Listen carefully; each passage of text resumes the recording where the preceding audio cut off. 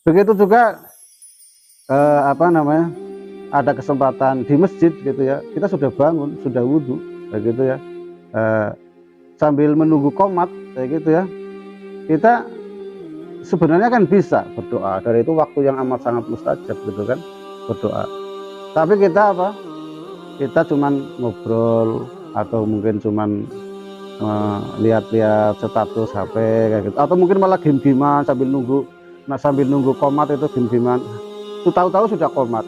Kita merasa apa namanya? Merasa, aduh, kenapa tadi tidak sempat doa walaupun cuma istighfar. Kayak gitu ya. Atau hal-hal yang lain. Gitu ya, kalau kita punya kesempatan melakukan sesuatu, tapi sesuatu itu yang kita lewatkan itu kita merasa hati kita kecewa, merasa ngungun gitu, maka itu merupakan tanda bahwasanya hati kita ini masih baik.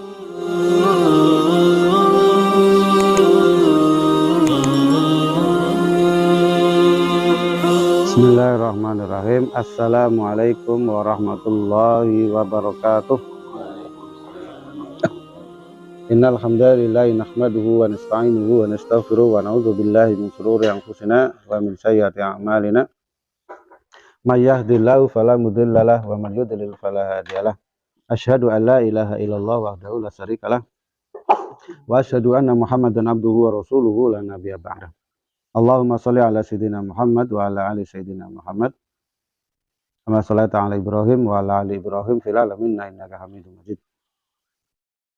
Allahumma shalli ala sayyidina Muhammad wa ala ali sayyidina Muhammad kama shallaita ala Ibrahim wa ala ali Ibrahim fil alamin innaka Hamidum Majid.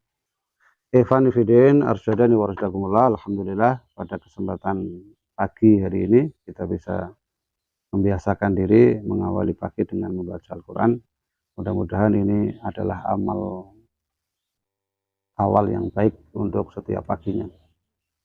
Shalawat serta salam semoga tetap tercurah pada Nabi kita Muhammad Sallallahu Alaihi Wasallam beserta seluruh keluarga beliau, para sahabat-sahabat beliau, serta seluruh umatnya hingga akhir zaman. Pada kesempatan beberapa hari yang lalu kita sudah belajar wudhu, sudah juga belajar tata cara mandi, ya, dan hal-hal yang berkaitan dengan toharoh.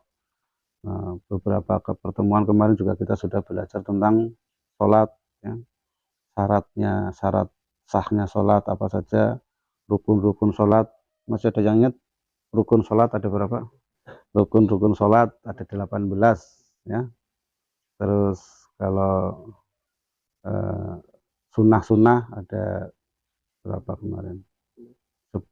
Sunnah-sunnah sholat ada 14, ya. Dan hal-hal yang membatalkan sholat kemarin ada 11, ya. Terus salah satu syarat sholat itu adalah suci dari hadas besar dan hadas kecil. Nah, hadas kecil itu adalah sesuatu yang suci dengan berwudu, gitu ya. Dan kita sudah belajar tentang kaifiyah tata cara wudu. Namun ada juga yang tidak kalah pentingnya dari hal berwudu yang perlu kita perhatikan. Ini disebutkan oleh Imam Ghazali dalam karyanya yang buku yang sangat fenomenal, yaitu namanya Ihya Ulumuddin, ya.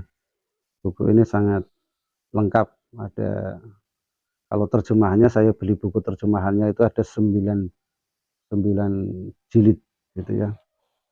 Terus setiap jilidnya kemarin 100.000 gitu ya. Jadi 9 jilid 900.000. Nah, ini ada di toko-toko buku. Nah, beliau menyebutkan dalam satu bagiannya yang sempat saya baca sekilas itu, ada hal yang tidak kalah pentingnya yang perlu kita perhatikan dari wudhu, ya.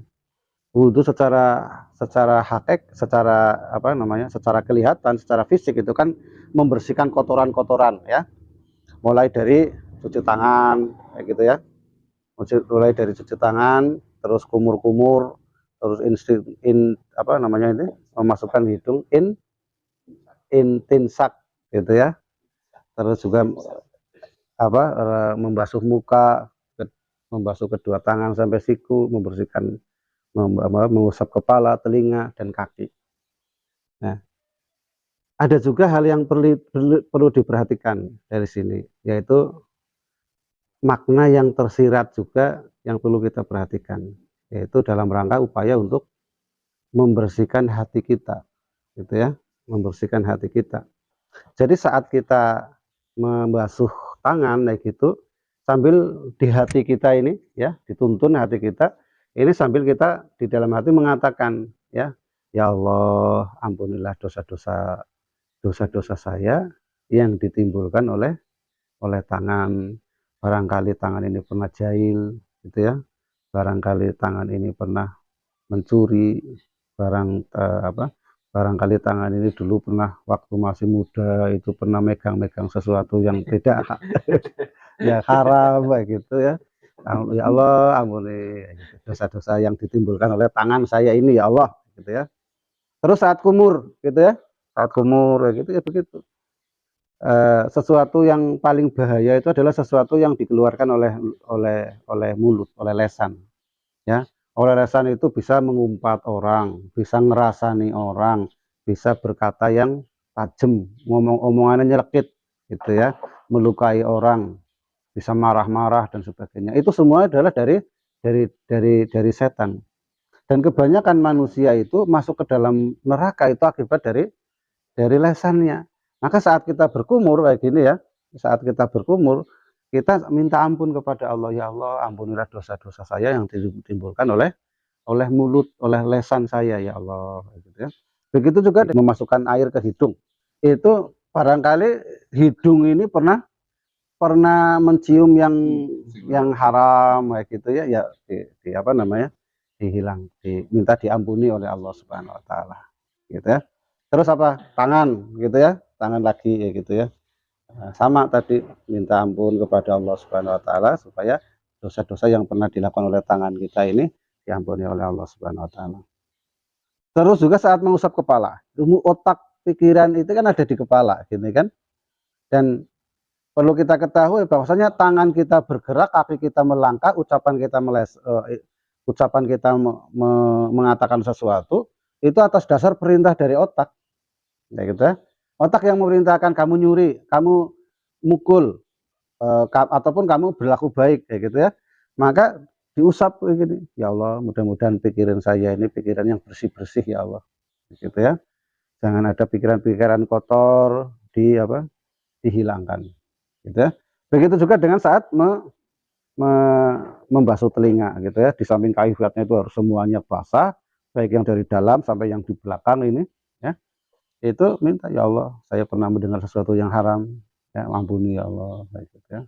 Begitu juga saat kaki, ya.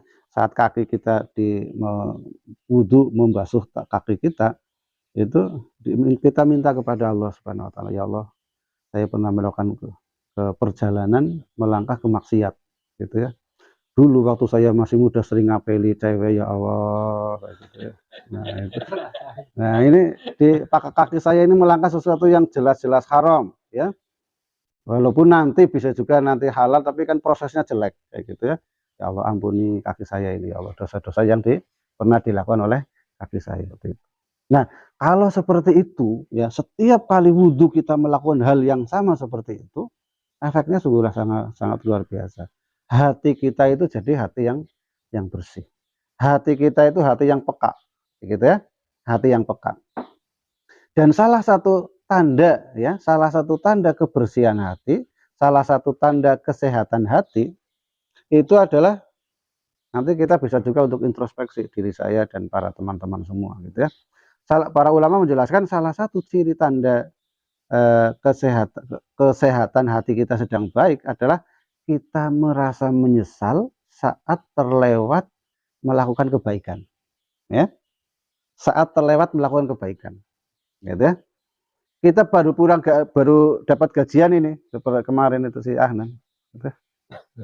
Wah, dapetin gajian ya, gitu ya. Ada pengemis atau mungkin orang anak yatim atau apa lewat, gitu ya. Dan pengemis kan minta-minta gitu ya. Kita sebenarnya bisa mengeluarkan gitu kan, itu kan ada hak mereka gitu kan, ada hak mereka. Setiap 40.000 1.000 gitu ya. Nah, keluarkanlah 50 perak atau 100 atau 1000 kasihkan. Terlewat itu ya maksudnya. Nah, kalau sudah pengemisnya sudah lewat kita baru mikir kayak gitu, atau mungkin baru baru baru ngeh kayak gitu, merasa kecewa kayak gitu ya. Merasa kecewa, itu nanti oh berarti hati kita sedang bersih. Kayak gitu ya. Aduh kenapa ya tadi nggak infak kayak gitu ya. Begitu juga apa namanya? Ada kesempatan di masjid gitu ya. Kita sudah bangun, sudah wudhu kayak gitu ya. Eh, Sambil menunggu qomat kayak gitu ya. Kita sebenarnya kan bisa berdoa, dan itu waktu yang amat sangat mustajab gitu kan, berdoa. Tapi kita apa? Kita cuman ngobrol atau mungkin cuman lihat-lihat status HP kayak gitu, atau mungkin malah game-gamean sambil nunggu. Nah, sambil nunggu komat itu game-gamean. Tahu-tahu sudah komat. Kita merasa apa namanya? Merasa aduh, kenapa tadi tidak sempat doa walaupun cuma istighfar. Kayak gitu ya. Atau hal-hal yang lain. Gitu ya, kalau kita punya kesempatan melakukan sesuatu, tapi sesuatu itu yang kita lewatkan itu kita merasa hati kita kecewa, merasa ngungun gitu, maka itu merupakan tanda bahwasanya hati kita ini masih baik. Tapi kalau ada seperti itu ya, kok hati kita biasa saja, baik gitu ya. Mau ada anak yatim lewat, kayak gitu kita nggak tergerak hatinya, atau malah benci. Ada pengemis malah kita suudon lah jaluk-jaluk tok kayaknya kayak gitu. Nah itu, atau kita apa, ada kesempatan melakukan sesuatu, tapi kita tidak melakukan sesuatu dan hati kita itu merasa nyaman-nyaman saja, berarti hati kita sedang bermasalah. Gitu ya, hati kita sedang bermasalah. Maka perlu diterapi, salah satunya dengan terapi wudhu. Nah, wah berarti ini ada judul baru Mas Nono, terapi wudhu. Gitu ya. Mudah-mudahan hati kita dengan mengamalkan ini, hati kita semakin peka, hati kita semakin apa namanya, mudah tersentuh ya, dengan kebaikan-kebaikan, sehingga kita bisa mengamalkan kebaikan tersebut. Subhanakallahumma wa bihamdika asyhadu an la ilaha illa anta astaghfiruka wa atubu ilaik. Assalamualaikum warahmatullahi wabarakatuh.